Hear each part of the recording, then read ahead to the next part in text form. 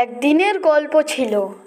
এক মেয়ে আর এক ছেলে অনেক কিন্তু ভালোবাসা করত।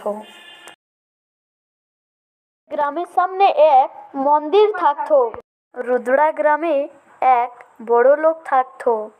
সে কিন্তু, আরে মা, আমি তোমাকে কতবার বলেছি আমি এক মেয়েকে অনেক ভালোবাসি, তুমি বাবাকে একটুকু বলে দাও না। তোমাকে আমি অতদিন থেকে বলছি, আমার জন্য তুমি কি এতটুকুও করতে পারবে না? আরে বাবু, তোর বাবা কিন্তু অনেক রাগীদার, বলতে আমাকে অনেক ভয় লাগে। আর তারপরে তোর বাবা মেনলে কি ওদের ঘরের লোক মেনবে? না মা, ওরা যদি মেনে নেয় তাহলে আমি কিন্তু নিয়ে পালিয়ে দিব।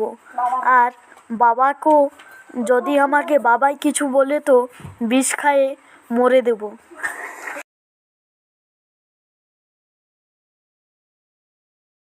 সালাম আলাইকুম চাচি, আমি বলতেছিলি না জন ছেলেটার ব্যাপারে, সে কিন্তু, আমি ওকে অনেক ভালোবাসি। তুমি যদি একটুকু আমার বাবা মাকে বলো তাহলে কিন্তু টুকু ভালো হতো।